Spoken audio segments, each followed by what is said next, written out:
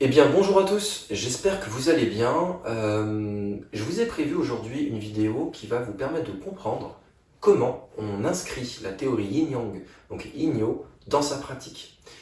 L'idée, c'est de vous donner quelques éléments, mais suffisamment structurants pour pouvoir ensuite être autonome et essayer de vous poser des questions sur votre travail, toujours dans la perspective d'une amélioration continue. C'est parti!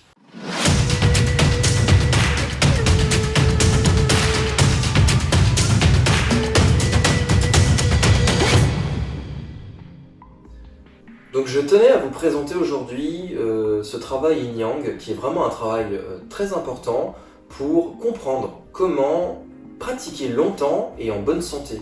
Tendre vers ce qu'on appelle actuellement un karaté plutôt orienté sur la santé, que l'on appelle souvent dans les styles chinois Yang Chen, donc c'est ce travail sur la santé où les mouvements sont lents mais profonds.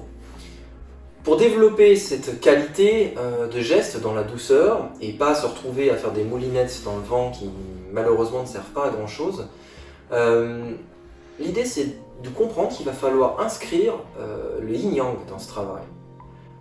J'associe donc le travail de santé, d'équilibre du corps, ce fameux corps, on va dire équilibré Seitai, ce corps en pleine forme, en pleine vitalité, en pleine force, à travers cette théorie yin-yang, donc de complémentarité des forces. La complémentarité des forces, je vais prendre la technique donc Gedenbarai Taisho. Si je prends Gedenbarai Taisho, donc on a vu les Sholi précédemment, qui nous permettaient de développer un travail de connexion donc des pieds aux bras, donc aux sorties de fuite, ici Laogong pour le Taisho, ici Chuto tranchant de la main sur la partie donc Gedenbarai. L'idée c'est de comprendre que si je tends le bras d'un côté et je monte de côté et que j'ai le bras plié ici, donc déjà je ne suis pas dans mon premier cheville qu'on a vu où effectivement les bras étaient légèrement pliés, mais volontairement je tends le bras pour vous montrer et là je le plie. Donc je vais avoir quelque chose finalement qui va manquer de consistance et va ne pas appliquer correctement la théorie du yin-yang. Que dit la théorie du yin-yang? Si j'ai de l'avant, j'ai de l'arrière. Si j'ai de la gauche, j'ai de la droite. Si j'ai du haut, j'ai du bas. En gros, si j'ai une force d'un côté, j'ai une force de l'autre.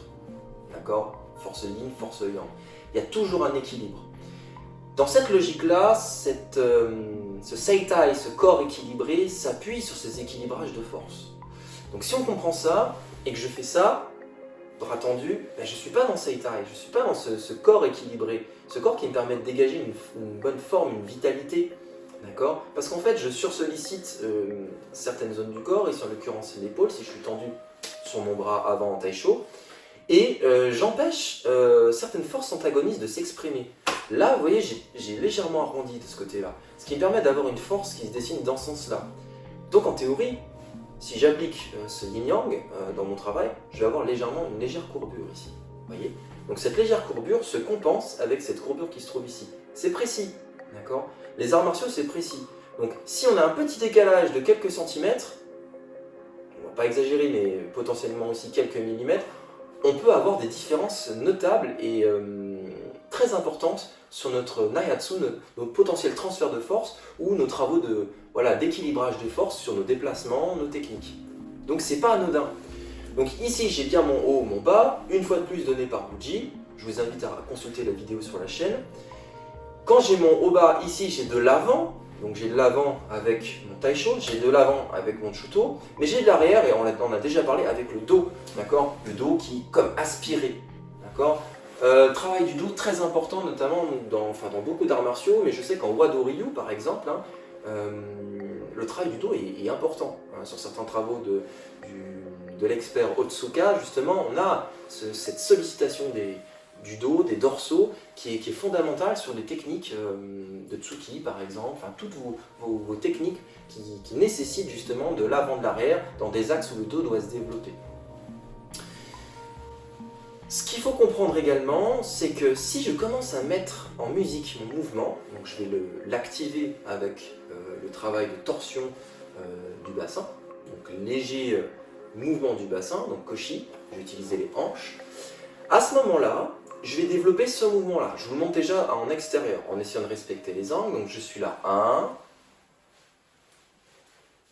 2, j'inverse, 3, j'inverse. 4. Donc là, je sais pas si on voit sur la vidéo, mais les pieds tournent en même temps. Ça fait un peu un essuie-glace, ça tourne. Tac. De ce côté-là, quand je suis là, les pieds sont là-bas. Et de ce côté-là, quand je suis ici. D'accord? Quand je travaille là-dessus, j'ai mon gauche-droite, j'ai mon yin-yang.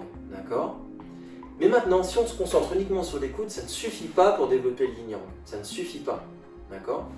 Je vais vous illustrer le yi, pour que vous puissiez comprendre comment la mécanique opère sur certaines articulations. Je pars de cet élastique-là et je le positionne juste au-dessus des coudes. D'accord? Donc juste au-dessus des coudes. Je vous matérialise donc ce qu'on a vu précédemment, ici, ce fameux travail où j'équilibre les forces. On voit bien que si je suis tendu, je suis plutôt tiré par ici, d'accord? Ou alors, j'ai un mouvement qui a tendance à s'ouvrir, mais qui a du mal à aller vers l'avant. Moi, ce que je veux, c'est aller vers l'avant et en même temps m'ouvrir, d'accord? Donc, toujours garder cet avant-arrière, ce haut-bas et ce gauche-droite. Si je travaille ici, voilà, je préserve ce yin-yang des coudes. Je dis bien des coudes, parce que le yin-yang, les complémentarités, il y en a dans tout le corps. Donc, je suis là, 1, et je travaille. 2, j'équilibre, mon dos reste droit, je continue. 2. Ce que je vous disais précédemment, c'est qu'il va falloir étudier différentes liaisons articulaires. Par exemple, je place maintenant mon travail sur les poignets. Donc, je torsade l'élastique, hein, vous pouvez vous en procurer un à Decathlon ou peu importe. On travaille donc comme ceci, vous voyez, je l'ai torsadé. Et là, l'idée, c'est de vouloir garder cette relation entre poignets dans le même travail. D'accord? Donc, je suis là.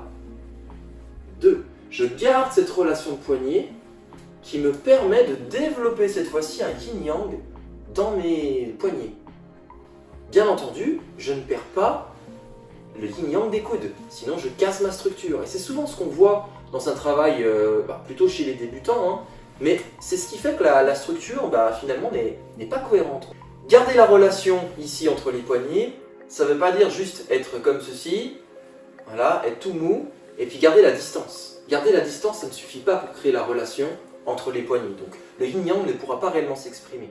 Il y a ce qu'on appelle, et ce que je vous ai vu, si on a un centre ici au niveau de l'élastique, une force centrifuge. Par rapport au centre, je vais chercher à m'éloigner. En tout cas sur ce travail-là. Puisqu'après les dynamiques de force, c'est là où il y a besoin d'une expertise et d'être accompagné sur le travail. Mais les dynamiques de force, elles vont changer en fonction de vos déplacements.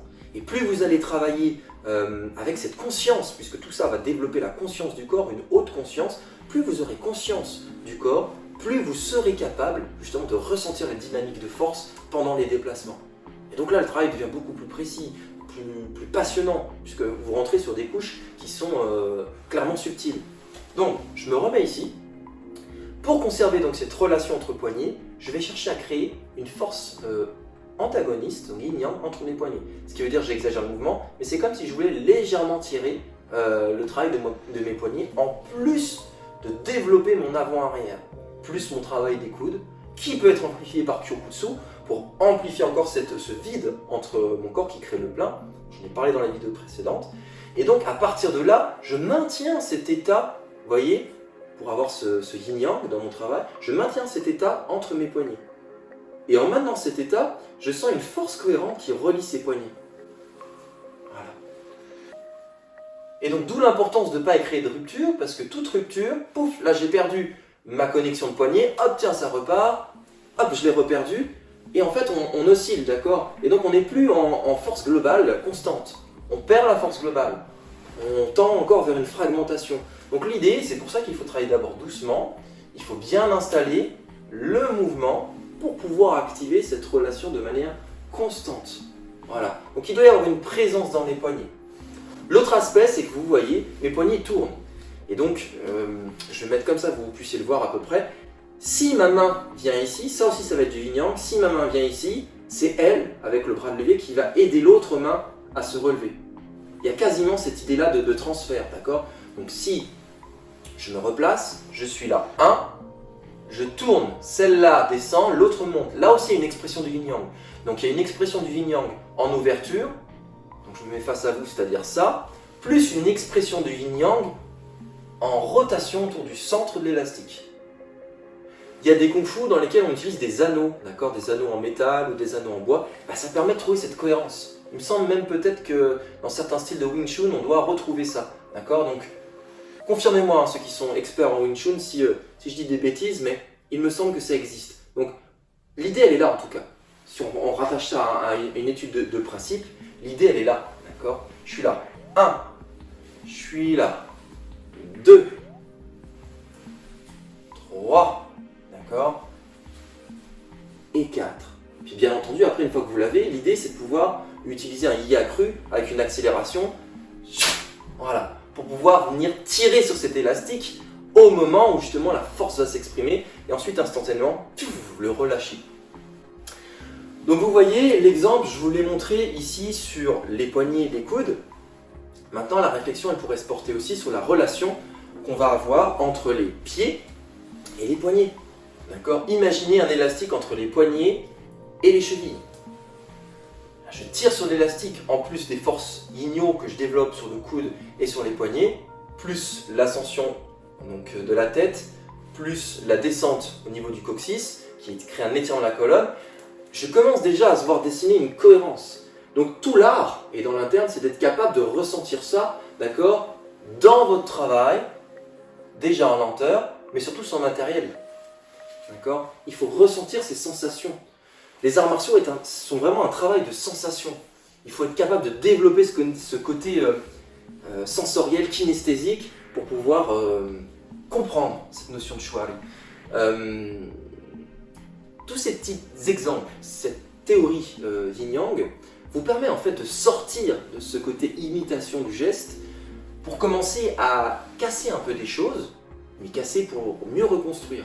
D'accord? Et tendre vers le ri, le fait de vous approprier pleinement le travail. Faire ce travail, votre travail, de manière à pouvoir vous exprimer. D'accord? Mais vous exprimer sincèrement dans qui vous êtes et comment vous ressentez la technique. Point important, et je terminerai par ça aujourd'hui. Il faut comprendre que travailler l'interne, c'est accepter de redevenir plus faible quand on a travaillé souvent très dur. À titre personnel, moi le Shotokai, on travaillait plutôt bas, c'était assez physique, donc assez externe finalement, on le travaillait de manière assez externe. Et en fait, quand on réintègre les dynamiques yin-yang dans le corps, il y a un moment donné, on devient plus faible. On a le sentiment de ne plus rien savoir, le sentiment d'être un peu perdu, de ne plus avoir ses repères. C'est assez frustrant. Et c'est pour ça aussi que ça élimine beaucoup en tout cas de personnes dans ce travail, dans leur recherche, puisque quelque part, il faut être capable de mettre l'ego de côté. Ça, c'est très compliqué. On a tous un ego. Il faut être capable de le mettre de côté et se dire, bon, ok, j'accepte d'être plus faible, mais c'est pour mieux me reconstruire. Donc il faut de l'humilité, il faut rester humble par rapport à ce travail. Le chemin est complexe, mais permet d'être beaucoup plus cohérent et donc d'avoir ce corps équilibré en bonne santé à terme.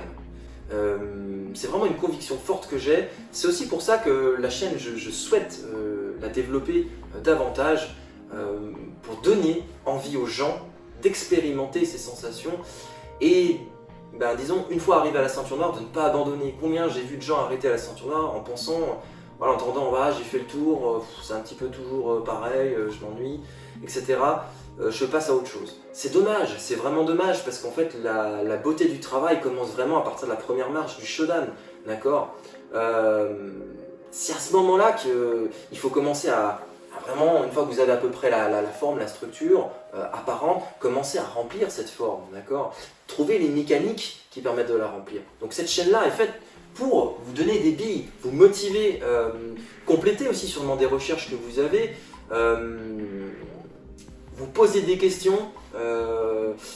Tout est fait de manière à vous permettre justement d'essayer d'avancer sur ce travail interne qui est complexe et qui nécessite une réelle expertise. Voilà. En tout cas, j'espère que ce travail yin-yang, ces petites illustrations que je vous ai amenées aujourd'hui, vous permettent de comprendre comment mieux calibrer vos chevilles. Vous pourrez repartir des chevilles, calibrer vos chevilles, qui vont améliorer vos wasas, et donc qui vont améliorer vos perceptions au final corporelles dans votre travail.